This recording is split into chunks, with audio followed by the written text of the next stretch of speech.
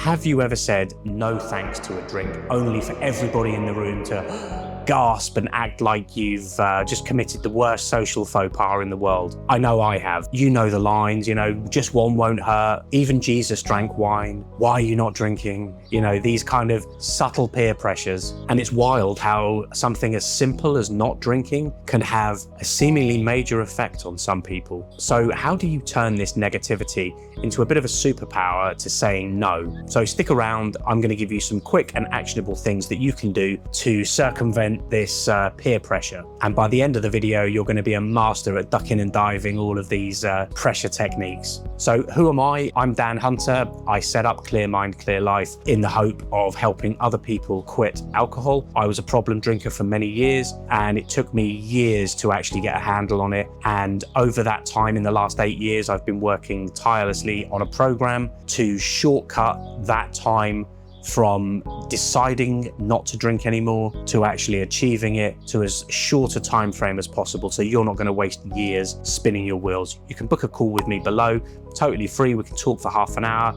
You can tell me about your situation. I can tell you if the program's right for you or not, and if we can help you. Even if you don't end up working with me, I'll send you away with some actionable things that you can actually do. There's no hard sell, it's not high pressure or anything like that. So why does this peer pressure happen? Let's sort of break it down into smaller chunks. Drinking is kind of the default in a lot of social situations. So pubs, parties, clubs, social events, work events, alcohol's kind of everywhere. So that when you end up saying no, you're sort of breaking the script a little bit, and it can make people feel uncomfortable. For some, and this is the more insidious thing, it sort of holds a mirror up to them, and perhaps they're drinking too much, and you deciding that you don't want to drink somehow feels like a personal attack on them. So for them to normalize their own behavior, they want you drinking as well, so that we can all be complicit in this sin in their mind, because they know they're drinking too much.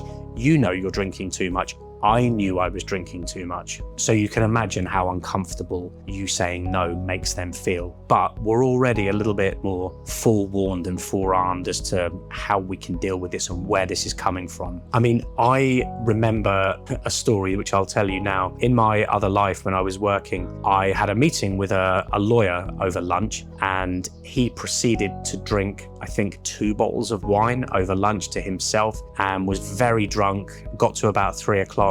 And the thing that he kept saying to me when I didn't want to drink, because I think we started lunch at about 1 o'clock, was he says, "Oh, come on, even Jesus drank." Like this was somehow excusing his behavior. He was red in the face, he was slurring his words. I mean, needless to say, I went with another lawyer, but as we can see, me not being complicit in his drinking annoyed him, and he felt that I was judging him in some way. I wasn't judging him in any way at all. Well, I was by the end of it, but you can see that it made him uncomfortable to see me not drinking. So with all of that said, we know what the problem, we know what the problem is. We've isolated the problem, that it makes other people uncomfortable, so should be easy to avoid, right? Well, no. So why do we feel this pressure to drink? I think if we're honest with ourselves, it's because nobody really wants to be the odd one out. No one wants to be left out. When we were kids at school playing football or something like that, I mean, I'm from the UK, so I wasn't very good at football, so occasionally I would get left out of the team, and it hurts. It doesn't feel good. So I think there's an element of that going on. Well, in fact, I know there's an element of that going on, because I work with a lot of people that are problem drinkers, and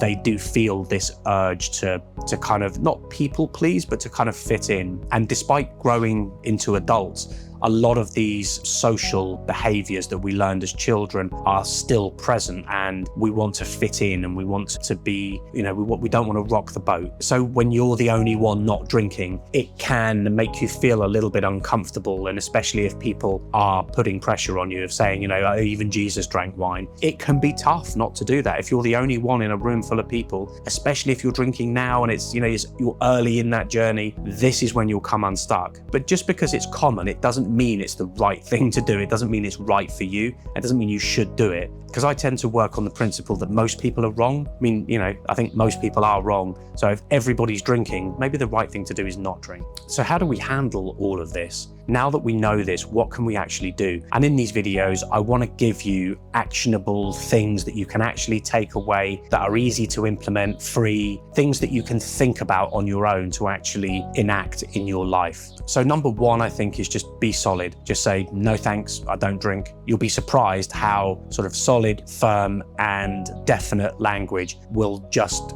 cut it off at the knees, and you won't have to explain yourself. You don't need to give a TED talk to these people. You just say, no thanks, I'm not drinking, or no thanks, I don't drink. That's better. Number two, you could probably use humor. I've done this a number of times where I've said, no, I've drunk enough for 2 lifetimes, I'm good, thanks. Usually people will laugh, it disarms them. You know, you'll have your own version of that kind of witty comeback that you can make. As I say, the humor in it is quite disarming with people. You might find a few people are like, you can have 1. And then as you say, it's just like, nah, I think I've drunk enough for 2 lifetimes, I'm good. Number 3, I would say, is just own it and just, no, I can't drink tonight. No, I've got something important I need to do tomorrow. This doesn't fit in with what I want to do. Just own it, and you're not looking for permission or approval. It's just like, no, I can't tonight. So if somebody is persistent with their pressure for you to drink, it's time to perhaps not be as polite as before. You can still be civil, but what I tend to say, what is it about me not drinking that's bothering you? And you'll find that that's like,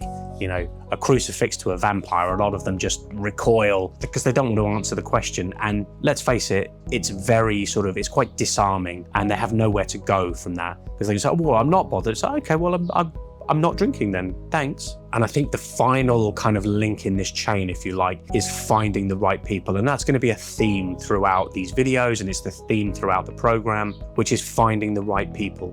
So there's going to be a-holes everywhere. There's going to be people that want you to drink. There's going to be people that will try and trip you up. So what you want to do is you want to surround yourself with people that are going to encourage you, that are going to nurture you, that are going to have your back and want the best for you. And some of your friends right now, you know who they are, don't have your best interests at heart. They are friends, but they're probably more like drinking buddies, and this is going to be tough, but they will need to get with the program, or they're going to need to go at some point. If they can't accept it and they're always putting pressure on you, then I don't really know where that leaves you and that friend. But with all of this doom and glooming about alcohol, some good news is the whole culture is changing around alcohol. I mean, I'm in my 40s now, and I know loads of young people that just don't drink. This, you know, the trend is heading in the direction of not drinking, and I would hazard a guess, but the fact that you're even watching this video means that you're feeling that sort of shift in society. You're feeling that trend just sort of shift a bit, and you've probably had enough